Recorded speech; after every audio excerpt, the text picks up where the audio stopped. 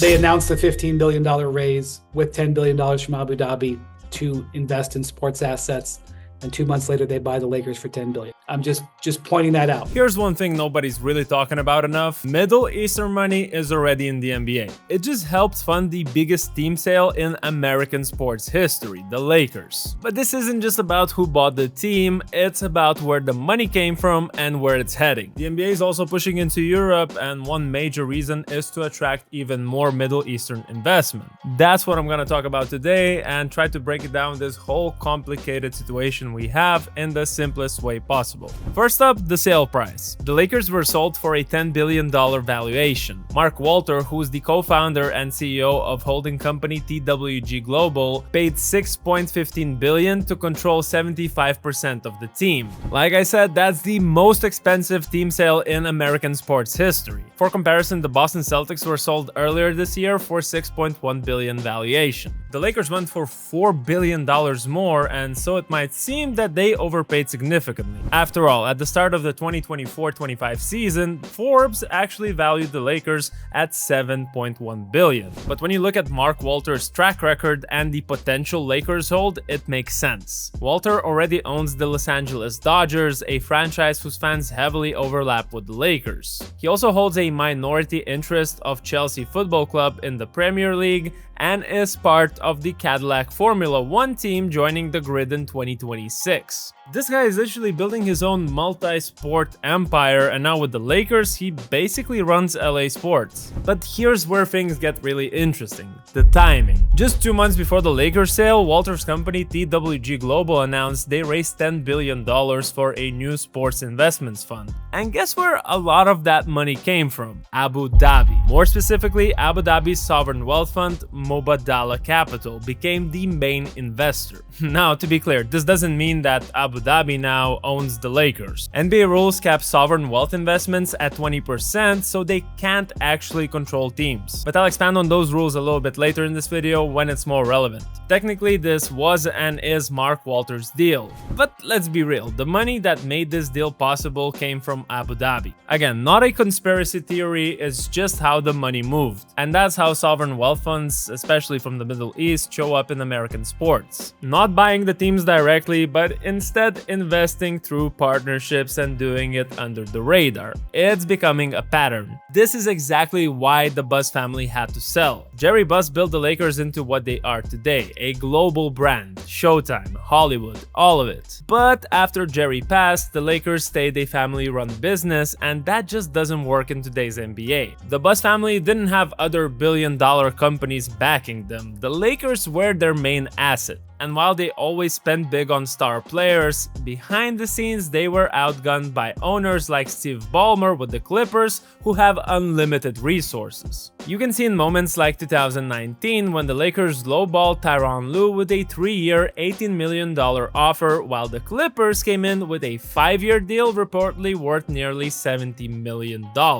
That's over 2.5 times the difference per year. The Clippers outspending the Lakers, that's just not how it's supposed to be, and that's why when the sale happened, it actually made perfect sense. I mean, I guess you can't keep running a $10 billion franchise as a family business when all of your competitors are pulling money from tech, from new investors, and now these funds coming in from Middle East. Even though Jeanie Buss will still have a seat at the table, like Mark Cuban did after selling the Mavericks, when you give up the majority, you're not really running the show anymore. But honestly, this story is way bigger than just the Lakers. This is a part of a much larger play that actually is reshaping NBA's globalization strategy. Let's rewind to 2022 when the NBA changed its ownership rules. They started allowing sovereign wealth funds to buy up to 20% of NBA teams. Before that, this kind of investment wasn't allowed at all. And almost immediately after, Qatar's sovereign wealth fund became the first to buy into an NBA ownership group, picking up a small stake in Monumental Sports. That's the company that owns Washington Wizards, the Capitals, and other DC teams. It's a small move, but it opened the door. Since then, the NBA has been moving fast. They are expanding preseason games in Abu Dhabi, launching more NBA academies globally, and aggressively pushing the NBA Europe League forward. And this this is where it all starts to connect. When people hear about NBA Europe, most assume it's just a way to grow the fan base, sell jerseys, and bring games closer to European fans. But there's another angle that not many are talking about, and that is that NBA Europe is also being built as a destination for Middle Eastern investment. It's pretty simple. There's more Middle Eastern money interested in buying into the NBA than there are teams for sale. Think about it, the Lakers being on sale is really rare. In fact, most owners aren't selling their teams. So we got a situation where there's huge demand and a very limited supply. Plus, you can only buy 20% as a sovereign wealth fund. So what does the NBA do?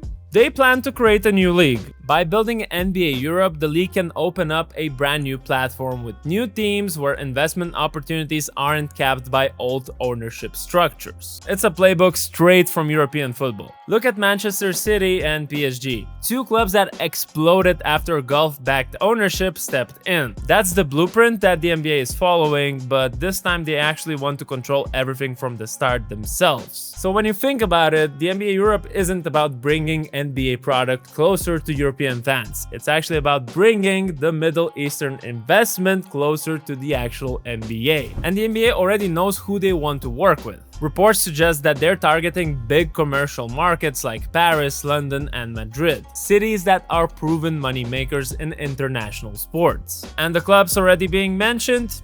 PSG and Man City. What a coincidence, huh? These partnerships wouldn't just bring instant credibility. They would give NBA Europe ready-made infrastructure, arenas, and marketing machines that are already built in and connected to global fan bases. At the same time, there's a potential new competitor for the NBA that's coming from Saudi Arabia's Public Investment Fund. Yep, that's the same group that built Live Golf, threw hundreds of millions at players, and basically forced PGA Tour to merge.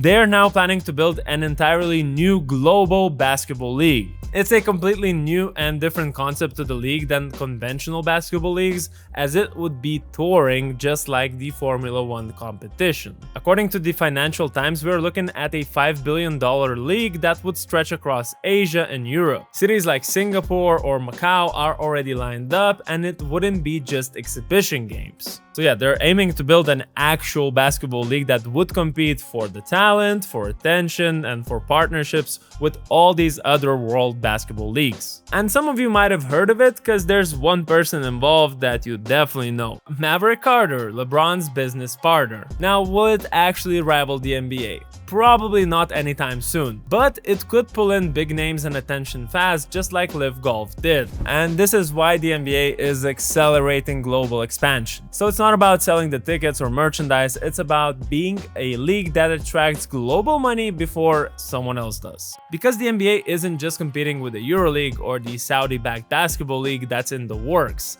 They are competing for the next generation of international investors. So while Abu Dhabi is quietly buying into the teams like the Lakers through the funds, the NBA is actually giving something separate that you can buy into directly. That's likely the whole point of NBA Europe. And whether that's a good thing or not, well, that's still up for a debate that I would like to see in the comments below. All I know is the Lakers will never be the same again. Drop your thoughts in the comments below, hit the like button if you enjoyed this simplified version of current events, and as always, subscribe for more NBA takes through an overseas lens.